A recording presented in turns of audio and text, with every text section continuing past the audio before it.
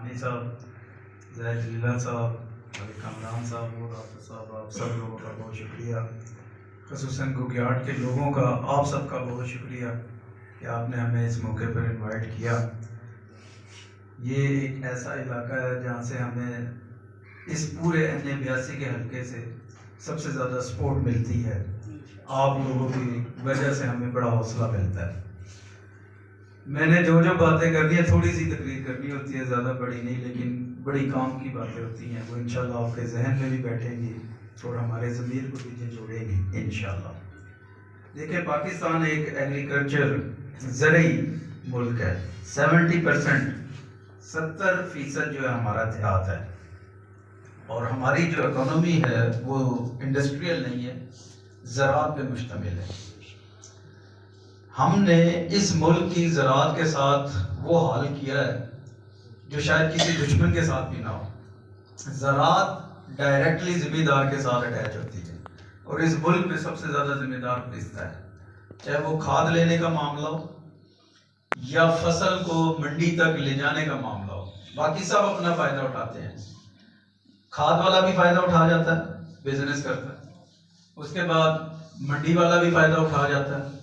उसके बाद जो ज़रई अद्वियात पेस्टिसाइड्स प्रोवाइड करते हैं, वो भी 2 नंबर पेस्टिसाइड्स दे के वो भी फ़ायदा उठा जाता है। पिस्ता कौन है? ज़िम्मेदार। अच्छा, फिर ये एक वर्ड है, हम उसको बोलते हैं एग्रो इंडस्ट्रियल इकोनॉमी। हमारे यहाँ अजीब रिवाज है, जो ज़मीन ज़रई है वहाँ हम कॉलोनियाँ बना रहे हैं, NOC दिए जा रहे हैं और ज़रई ज़मीन को ख़त्म करके आबाद कर रहे हैं। और जिसकी एग्रो इंडस्ट्रियल इकोनॉमी नहीं है, वहाँ जाके हम चाह रहे हैं कि वहाँ गंदम उगाएं, गन्ना उगाएं, फसल लगाएं। जैसे हम कोशिश कर रहे हैं कि जो थल है, सहरा है, वहाँ जाके गंदम लगा दें, और जिस जगह गंदम की ज़मीन है, जो एरिया है, वहाँ हम कॉलोनियाँ आबाद कर रहे हैं। अच्छा, हम चाहते हैं वहां गंदम लगे और जो गंदम की जगह है वहां से गंदम खत्म हो जाए। तो मुसीबत इस मुल्क की ये है कि किसी भी मुल्क में रिहायशी कॉलोनी डेवलप करते वक्त एग्रो इंडस्ट्रियल इकोनॉमी देखी जाती है। उसके मुताबिक गवर्नमेंट फैसला करती है कि यहाँ रिहाइश होगी या यहाँ पे फसल होगी और कौन सी फसल होगी, क्योंकि अल्लाह ने हर जमीन की एग्रो इंडस्ट्रियल इकोनॉमी अलग रखी हुई है। अब थल की जो फसल है, जैसे चना हो रहा है, वहां गंदम आप पैदा करने की कोशिश करें तो क्या होगा, और जहाँ गंदम हो रही है वहां अगर आप रिहाइश कर दें, NOCs दे दें, और वो चंद एक रियल एस्टेट बिल्डर्स पैसा कमा लें, और वो पैसा सिर्फ एक ऊपर वाली जो पावर है, जो ताकत में बैठे हैं, जो फैसला कर रहे हैं, उनके हाथ में रहे, तो आप कैसे कह सकते हैं कि वो अवाम का फायदा करेंगे? हाउ इज इट पॉसिबल कि वो अवाम को फायदा पहुंचा दें? क्योंकि ये जो सूदी निजाम है, इसके अंदर ये 200 फैमिलीज ने कंट्रोल किया हुआ है इस निजाम को। उनके पास ही पैसा रहेगा, नीचे हम आम अवाम जो तकरीबन 22 करोड़ के से ज्यादा है, उनको फायदा ये दे ही नहीं सकते। आप देख ले, मैं एक सिंपल सी मिसाल देता हूं, आपको समझ आ जाएगी। गवर्नमेंट जिस काम को अपने हाथ में लेती है ना, जिस डिपार्टमेंट को अपने हाथ में लेती है, वो तबाह बर्बाद करके रख देती है। फॉर एग्जाम्पल, एक मिसाल मैं आपको देता हूं। पाकिस्तान में 3 बड़ी फसलें हैं, एक गंदम है, एक चावल है और एक गन्ना है। ये 3 बड़ी फसलें हैं हमारी। इनमें से जो 2 फसलें हैं ना, उनको गवर्नमेंट रेगुलेट करती है, उनका रेट गवर्नमेंट फिक्स करती है। एक गंदम का और दूसरा गन्ने का। चावल को वो रेगुलेट, आप इन तीनों में से बताएं मुल्क में कौन सी फसल की किल्लत होती है?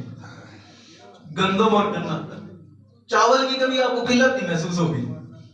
चावल हम इंपोर्ट करते हैं, पैसा कमाते हैं, लेकिन जिस काम में ये बेईमान लोग शामिल हो जाते हैं, जिस काम में गवर्नमेंट शामिल हो जाती है, क्योंकि इन्होंने निजाम ही ऐसा गंदा बना दिया, हर साल हमें गंदम इंपोर्ट करनी पड़ती है। चावल से ज्यादा फसल है हमारे पास गंदम की, लेकिन फिर भी हमें इंपोर्ट करनी पड़ती है।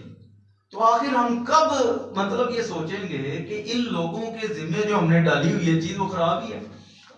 सेहत इनके पास है, किसी को क्या हेल्थ मिल रही है?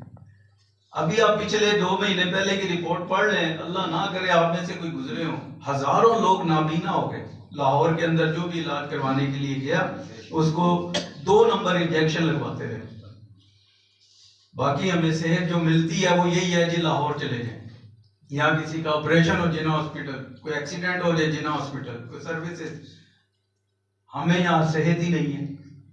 एजुकेशन सेक्टर का आपके सामने हाल है, तो कोई डिपार्टमेंट आप उठा के देख लें जो इन बेईमानों के हाथ में है ना, वो डिपार्टमेंट तबाह हुआ है।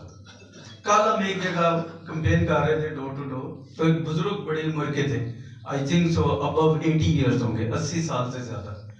तो बुजुर्गों का वैसे भी बड़ा एहतराम होता है। उन्होंने हमें बहुत बातें सुनाई, बहुत ज्यादा, हम सुनते रहे चुप करके, बोलना तो वैसे नहीं था।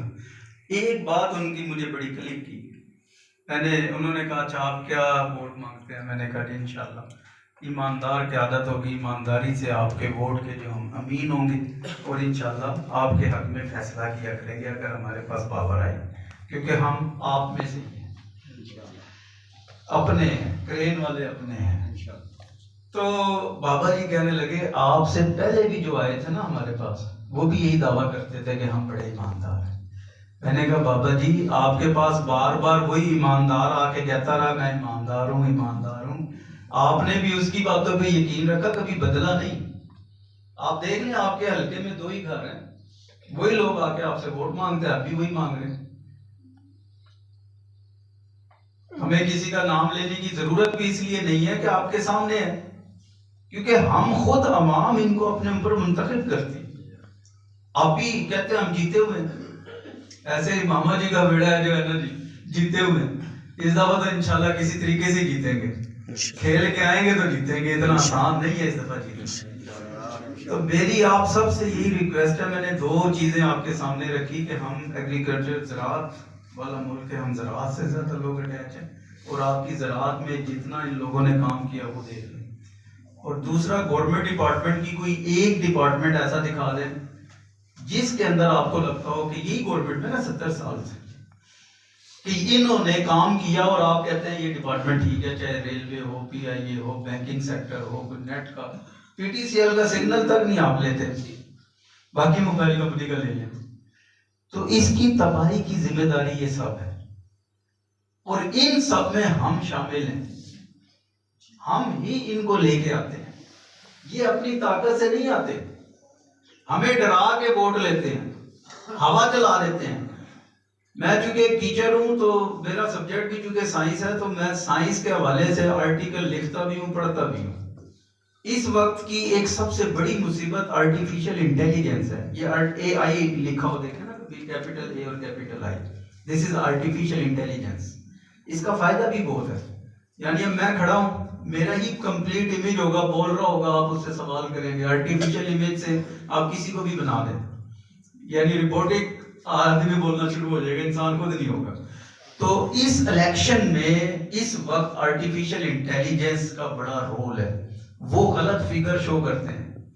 आप कभी एक एक्सपेरिमेंट कीजिएगा, अगर आप में से कोई फेसबुक यूज करते हैं या इंस्टाग्राम यूज करते हैं, कोई आप लोग अगर यूज कर रहे हैं कोई यूज जी, बाकी दोस्त अब आज आपने एक एक्सपेरिमेंट करना, किसी भी पोस्ट को, जैसे कोई होटल्स है, कोई कपड़ा है, या कोई फिरने का, या कोई शिकार से रिलेटेड शौक रखता है, किसी भी पोस्ट को लाइक नहीं करना, सिर्फ उस पोस्ट को 2 सेकंड रोकना अपनी स्क्रीन पे, सिर्फ 2 सेकंड, आपके सामने उन्हीं से रिलेटेड पोस्ट आनी शुरू हो जाएगी सारी। वो आर्टिफिशियल इंटेलिजेंस के थ्रू आपके दिमाग को पढ़ लेते हैं, आप क्या सोच रहे हो, क्योंकि इंसान 2 सेकंड कहीं पे भी रुकता है तो वो दिमाग में उस बात को सोचता है, उसके दिमाग में वो बात होती है तो वो तब वो काम करता है, उनको पता लग जाता है अच्छा ये इस चीज में इंटरेस्ट ले रहा है, उसको फिर वैसी पोस्ट दिखाते हैं। तो आर्टिफिशियल इंटेलिजेंस गलत मालूमात, गलत फिक्र हम उसे कहते हैं, गलत मालूमात प्रोवाइड करने में इस इलेक्शन में बहुत बड़ा रोल प्ले कर रहा है। ये मोबाइल कंपनी जो नेट प्रोवाइडर होते हैं उनको अरबों रुपए दे के ये चीज खरीदते हैं, किसी जमात को प्रमोट करना है, किस जमात को पीछे भेजना, और वही काम तहरीक लब्बैक के साथ हो रहा है। आप अपनी तहरीक लब्बैक की पोस्ट लगाकर देखें, आपको वो बैन कर देंगे, कहीं पे भी TLP लिखा होगा या बाबा खादिम की तस्वीर होगी तो वो बैन कर देंगे। आपकी पोस्ट 30 दिन 60 दिन के लिए बंद हो जाएगी। तो ये हमारे पे सेंसरशिप बड़ी है, मीडिया की रिपोर्टिंग ना होने के बराबर है। क्यों हमारे से डरते हैं? अल्हम्दुलिल्लाह हमारा इस वक्त सबसे ज्यादा वोट है। तो एक स्टेज ऐसी है कि अगर हम मुत्तहिद हो जाएं तो कोई हमें हरा नहीं सकता। देखिए 8,000 10,000 की वोटों की गेम डाल सकता है आरओ, अगर बेईमानी करे तो वो डालते हैं। जेल के वोट, गवर्नमेंट एम्प्लॉयज जो गवर्नमेंट मुलाजमीन है उनके वोट, वो हो सकता है। लेकिन अगर हम एक जान होंगे, यक जान, हमने तहैया कर लिया हो कि हमने यार दीन को ही तरफ पे लाना है, इस सूदी निजाम से जान छुड़ानी है, यकीन करें पूरा मुल्क ठीक हो जाएगा। एक दफा आप वोट डालकर देखें, आपके सारे नुमाइंदे खुद ठीक हो जाएंगे। वो आपके हलके के लिए काम करेंगे। जब हलके का काम होता है फिर मुल्क ठीक होता है। जब मुल्क ठीक हो जाएगा इंशाल्लाह हमारी जो आने वाली जनरेशन है, हमारी जो आने वाली नस्ल है, वो इंशाल्लाह अच्छे हालात में, अच्छे वक्त में अपना वक्त गुजारेगा। जिन दौर से हम गुजर रहे हैं, कम से कम हम अपनी नस्ल को, इंसान अपनी नस्ल के लिए काम करता है। आप अपनी औलाद के लिए कमा रहे होते हैं। आप में से कौन है, हो सकता है अपने ऊपर चाहे साल में एक भी सूट ना सिलवाते हो, लेकिन अपनी औलाद को हर महीने सूट लेके देते हो। अपना खुद कुछ खाना ये नहीं खाना, अपने औलाद के लिए आप हर सामान प्रोवाइड करो। तो अपनी नस्ल के लिए हमने करना है और इंशाल्लाह हमने ये करके दिखाना है। तो आप सबसे रिक्वेस्ट है कि क्रेन का निशान ज़हन में बिठाएं। आप लोग वो हैं जो हमारी फैमिली की तरह है, एक खानदान की तरह है। आपने वोट देना ही देना है। आपकी मोहब्बत है दीन के साथ, आपकी लोगों के साथ मोहब्बत है, आपकी तहरीक लब्बैक के साथ मोहब्बत है। लेकिन आप एक नहीं है, 1 और 1 11 होते हैं।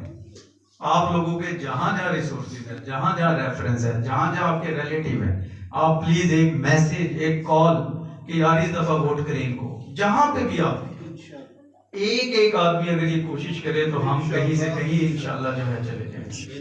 तो अल्लाह ताला हमारा हामी और नासिर हो।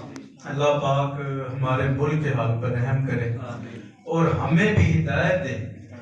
हमारी नीयत में खोट नहीं है।